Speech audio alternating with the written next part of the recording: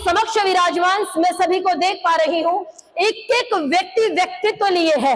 मैं एक एक का संबोधन करूं, इतना समय मेरे पास नहीं है। तो आइए, आप सभी ऋषि दयानंद के सिपाही यहाँ विराजमान है। मैं अपनी बात को प्रारंभ करूंगी।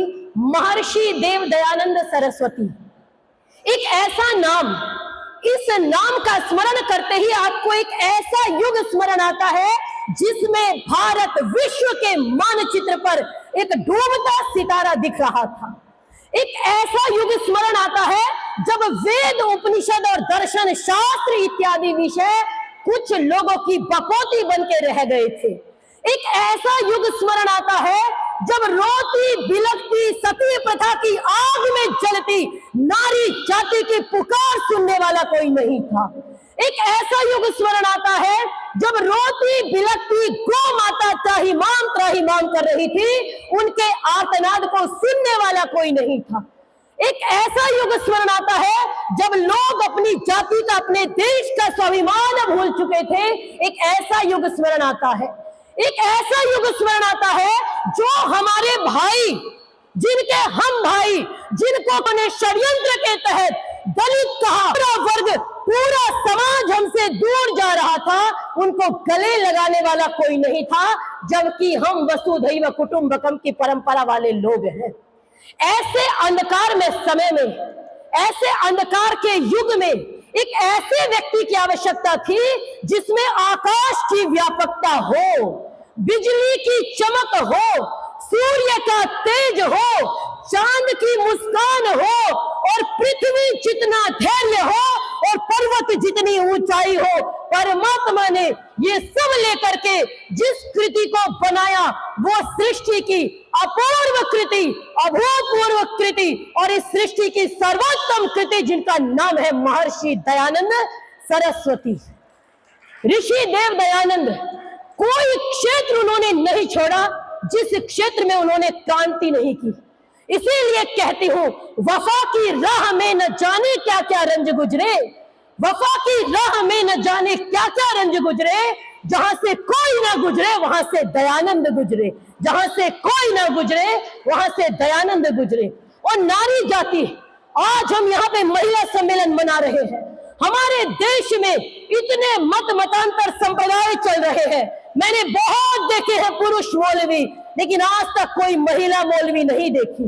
मैंने बहुत पुरुष पोप देखे, लेकिन महिला पोप नहीं देखी। और कुछ लोगों के लिए, जिनका मैं नाम नहीं ले रही हूं, उनके लिए तो हम पैरों की जूती हैं। लेकिन महर्षि देव दयानंद सरस्वती, जिन्होंने सत्यार्थ प्रकाश के द्वितीय समोल्लास के प्रारंभ में कहा, मातृमान पितृमान आचार्यवान पुरुषो वेद, उन्होंने कहा कि बालक की जो प्रथम गुरु है वो माँ है, और माँ जैसा चाहे वो बच्चे को बना सकती है। लेकिन बड़े दुख की बात है, जो माँ बच्चे का निर्माण करती है, जो माँ बालक की प्रथम गुरु है, आजकल वो स्वयं गुरु जी के चक्कर में घूम करके चमत्कार को नमस्कार कर रही है। इससे बड़ा पतन क्या होगा। महर्षि दयानंद ने बहुत अधिकार दिलाए नारी जाति को, लेकिन आज हम उन अधिकारों का क्या उपयोग कर पा रहे हैं, ये विचार करने की आवश्यकता है। हमारे देश में कहा जाता है 3 तरीके से निर्माण होता है। पहला निर्माण बालक का मां के गर्भ में होता है, चाहे अभिमन्यु हो और चाहे वीर शिवाजी हो, चाहे भगत सिंह हो, हमारे सामने अनेक उदाहरण है। दूसरा निर्माण बालक का गोद में होता है, जब वो गोद में आता है माता पिता की। और आज हमारे पास तो समय ही नहीं है, गोद में, माँ की गोद में बच्चा नहीं आता, आया की गोद में बच्चा आता है। तो याद रखिएगा, आया की गोद कभी भगत सिंह का निर्माण नहीं कर सकती, आया की गोद राजगुरु का निर्माण नहीं कर सकती, आया की गोद महर्षि देव दयानंद का निर्माण नहीं कर सकती, और आया की गोद स्वामी श्रद्धानंद का निर्माण नहीं कर सकती। इसीलिए अगर निर्माण करना है तो अपने बच्चे को संस्कार देना पड़ेगा। और तीसरा संस्कार आचार्य कुल में हुआ करता था। जब गुरुकुल में बच्चा जाता था तो गुरुकुल में संस्कार सीखता था, लेकिन आज हमने तीनों जगह बच्चे को संस्कार देना छोड़ दिया। हमारे महर्षि देव दयानंद सरस्वती संस्कार विधि जैसा अनुपम ग्रंथ दे करके गए। इतने ज्यादा लोग आर्य समाज को आज मान रहे हैं, क्योंकि आर्य समाज की विचारधारा वेदों की विचारधारा है। लेकिन अपने हृदय पे हाथ रख के विचार कीजिए, आज कितने लोग 16 संस्कारों को निभा भी पा रहे हैं। ये विचार करने की आवश्यकता है। कहती हूं ना, नो निहाला ने वतन, होश में आओ तो सही। आबरू कौम की जाती है, इसे बचाओ तो सही। और जान मुर्दों में भी आ जाएगी, मायूस ना हो। वेद अमृत का इन्हें जाम पिलाओ तो सही, वेद अमृत का इन्हें जाम पिलाओ तो सही। और आन पर जान फिदा अपनी मुसाफिर कर दो। बात कहने की नहीं, करके दिखाओ तो सही। बात कहने की नहीं, करके दिखाओ तो सही। तो तीनों कुलों में जब तक बच्चे का निर्माण नहीं होगा, आज हमारे देश में महर्षि देव दयानंद सरस्वती 19वीं सदी में उन सब समस्याओं का समाधान देकर के गए जो आज हमारे सामने मुंह खड़ी हैं। चाहे वो जातिवाद की हो, चाहे वो प्रांतवाद की हो, चाहे वो भाषावाद की हो, चाहे वो बच्चों के संस्कारों के निर्माण की हो। आज हमारे देश में, अभी स्वामी जी लव जिहाद की चर्चा कर रहे थे। आप विचार करो कि आपकी बेटी, हमारी बेटी, 18 वर्ष की हमारी बेटी, महिला सम्मेलन में बात नहीं होगी तो होगी कब? 18 वर्ष की बेटी जब अब्दुल के लिए करवा चौथ का व्रत रखती है तो हमको पीड़ा होनी चाहिए, क्योंकि हम आर्य समाज है। आर्य समाज वही है जो ना तो चैन से बैठे, जो ना तो चैन से बैठे और ना बैठने दे, उसका नाम आर्य समाज है। आप विचार करो, आज हमारे देश में यत्र नार्यस्तु पूज्यन्ते की बात होती है। वैदिक नारी उद्घोष करती है, अहम केतु अहम मूर्धा अहम मुद्रा विवाचनी। एक तो वो समय है और एक आज का समय है जब हमारी बेटियों के 35-35 टुकड़े मिलते हैं और हमको एक बार हमारे मुंह से आवाज भी नहीं निकलती। इसीलिए कहना चाहती हूं, जलते घर को देखने वालों, फूस का छप्पर आपका है। लोग जानते हैं अगर मां को दूषित कर दिया तो पूरा समाज स्वतः दूषित हो जाएगा। इसीलिए कहती हूं, जलते घर को देखने वालों, फूस का छप्पर आपका है। आग के पीछे तेज हवा है, आगे मुकद्दर आपका है। और उसके कत्ल पे मैं भी चुप था, मेरा नंबर अब आया। और मेरे कत्ल पे आप भी चुप हैं तो अगला नंबर आपका है। मेरे कत्ल पे आप भी चुप हैं तो अगला नंबर आपका है। हम सभी महर्षि दयानंद के सिपाही, पंडित लेखराम जी के सिपाही, एक एक व्यक्ति अगर मिलके कार्य करेगा तो निश्चित रूप से परिवर्तन आएगा।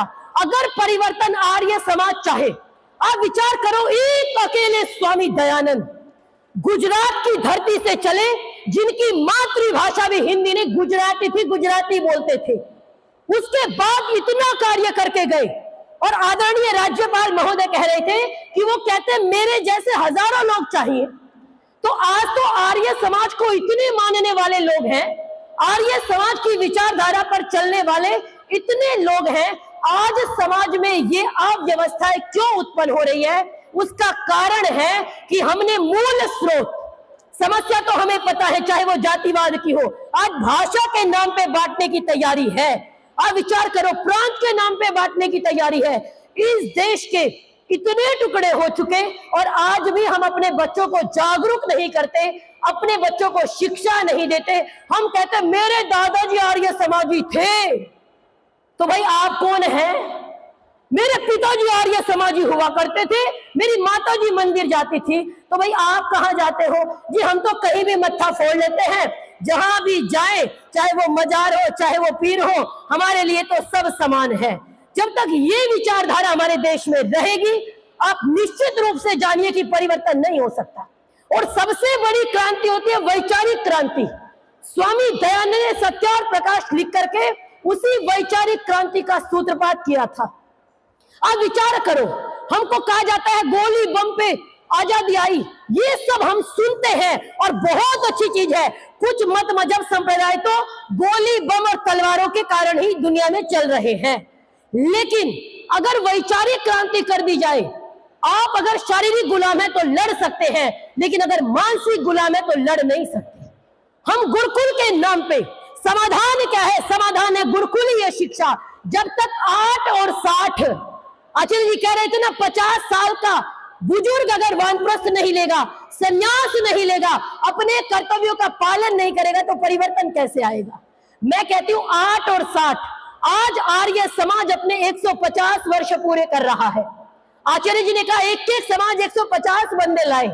और आज सुबह मैं यही सोच रही थी कि एक एक व्यक्ति, जितने यहां बैठे हैं, एक एक व्यक्ति, क्योंकि आप साधारण नहीं है, क्योंकि आप आर्य हैं, एक एक व्यक्ति संकल्प करे कि मैं जब अक्टूबर में उत्सव होगा तो कम से कम अपनी विचारधारा के 15 से 20 व्यक्ति उस सम्मेलन में लेके आऊंगा। ये संकल्प करके जाइए। इतने बड़े उत्सव का कुछ तो हल होना चाहिए, कुछ तो परिश्रम का फल निकलना चाहिए। तो हम सभी जब अक्टूबर में उत्सव हो तो अपने साथ 15-15, 20-20 लोगों को लेकर के आए। आप देखिए आज धर्म परिवर्तन की आंधी इतनी ज्यादा चल रही है। मैं कहती हूँ दोष दूसरों का नहीं है, दोष है हमारा। हमने जितना कार्य करना था शायद कहीं ना कहीं हमसे चूक हुई है, हम उतना कार्य नहीं कर पाए और कई बार हम निराश हो जाते हैं, अरे बहुत कम संख्या है। एक बार मुझे किसी ने कहा अरे इतनी कम आर्य समाजियों की संख्या है, आप लोग क्या करेंगे? मैंने कहा पांडव 5 थे, कौरवों का इलाज कर दिया था। तो इसीलिए कहती हूं कि राह में दुश्वारियां बहुत है, लेकिन ठहरता कौन है? मौत आती है, आ जाए, लेकिन रुकता कौन है? और तुम्हारे लश्कर के मुकाबिल हम इतने ही काफी है। फैसला मैदान में होगा कि मरता कौन है, फैसला मैदान में होगा कि मरता कौन है। और अंतिम में वाणी को विराम देते हुए एक और घटना सुनाना चाहूंगी। पंडित रामचंद्र देहलवी जी, जिनको शास्त्रार्थ महारथी कहा जाता है, आप जब जब अपना इतिहास पढ़ेंगे, याद रखिए जो अपना इतिहास भूल जाते हैं वो खत्म हो जाते हैं। पंडित रामचंद्र देहलवी जी एक बार शास्त्रार्थ कर रहे थे तो मौलवी ने कहा कि श्री राम का जमाना गया, लाखों वर्ष हो गए, करोड़ों वर्ष हो गए, अब राम जी का जमाना नहीं है और राम के अंतिम में आता है मां, तो मोहम्मद का जमाना आ गया। अब वो आर्य समाजी हो और वो भी पंडित रामचंद्र देहलवी हो, उन्होंने कहा अच्छा मोहम्मद के अंतिम में आता है दा, और हमारे पास एक ऐसे व्यक्ति है जिनका प्रारंभ भी दा से होता है और अंत भी दा से होता है। अब दयानंद का जमाना आ गया है, तो हम सभी स्वामी दयानंद के बताए रास्ते पे चले। और अपनी वाणी को विराम देते हुए एक बात अवश्य कहना चाहूंगी कि गुरुकुलीय शिक्षा, गौशालाएं, जितना हो सके निर्माण वहीं से होगा, वरना हम कितने ही कहते रहेंगे परिवर्तन नहीं आ सकता।